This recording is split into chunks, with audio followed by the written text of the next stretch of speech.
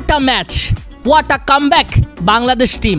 ৫৫ মাসের দীর্ঘ বিরতির পর ঢাকার জাতীয় স্টেডিয়ামে যখন ফের ফ্লাড লাইট জ্বলে উঠল, ফের বাংলাদেশ ধ্বনি চারিদিকে ছড়িয়ে পড়ল।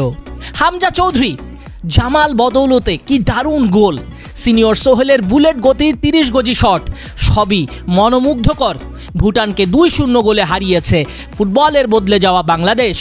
তবে ফাহমিদুলকে 90 মিনিটস না খেলানোয় মন খারাপ হতে পারে সবার। কাবরেরারও মন খারাপ। তার আগের প্লেয়ারদের কিভাবে জায়গা দিবেন? ফাহমিদুল একেবারে ধুয়ে দিয়েছেন। কেন ফাহমিদুলকে নিয়ে এত হাঁকডাক? বোঝালেন ফাহমিদুল। দেশপ্রেমে বলিয়ান এই তরুণ অসাধারণ খেলেছেন। ফাহমিদুলকে বসিয়ে ফাহিমকে নামিয়ে কাজ হয়নি। চারিদিকে আওয়াজ, ফাহমিদুলকে 90 মিনিটস চাই। ফাহিমকে যাতে সিঙ্গাপুর ম্যাচে আগে নামানো না হয়, শুরু থেকেই ফাহমিদুলকে চাই।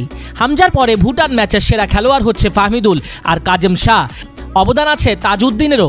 অভিষেকেই পুরো ম্যাচ জুড়ে আউটস্ট্যান্ডিং পারফরমেন্স করেছে ও। প্রথম হাফের খেলা দেখে চোখ জুড়িয়ে গেছে। কি অসাধারণ পাসিং, গতি, ড্রিবলিং। মনে হচ্ছিল ইউরোপিয়ান কোনো ক্লাব খেলছিল। একবার ভাবুন, সিঙ্গাপুর ম্যাচে 10 তারিখের ফার্স্ট হাফে সমিত সোম যদি যোগ দেন, তাহলে কোথায় গিয়ে ঠেকবে এই মজা আর আনন্দটা? আসিফ মাহমুদের সঙ্গে বসে পুরো খেলাটা উপভোগ করলেন সমিত। দ্বিতীয়ার্ধের খেলার মজাটা নষ্ট হয়েছে ফাহিমের পারফরমেন্সে, যেখানে ফাহমিদুল 16টার মধ্যে 14টা অ্যাকিউরেট পাস দিয়েছেন। পেস প্রেসিংয়ে ছিলেন অনবদ্য। কি সুন্দর ক্রস করছিল, যেন একেবারে খাপে খাপ। আর ওই সময় কাবরেরার এগুলো পছন্দ হয় না। তার ছাত্র ফাহিমকে নামালেন। অন্যদিকে কাজেমের সঙ্গে এতদিন কি গুটিটাই না করলেন, আর কাজেম সুযোগ পেয়ে দেখিয়ে দিলেন। যাই হোক, প্রতিভা কতদিন আটকাবেন? একদিন সবই প্রমাণ হবে। ফাহমিদুল, আলামিন, রাকিব এই 3 জন মাঠে থাকলে বাংলাদেশ দলের বডি ল্যাঙ্গুয়েজ আরও স্মার্ট হবে। 10 তারিখ সিঙ্গাপুর ম্যাচ বড় এক ধামাকা নিয়ে আসছে।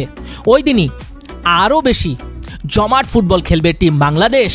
ফুটবলের গণজোয়ার এভাবেই ওঠে।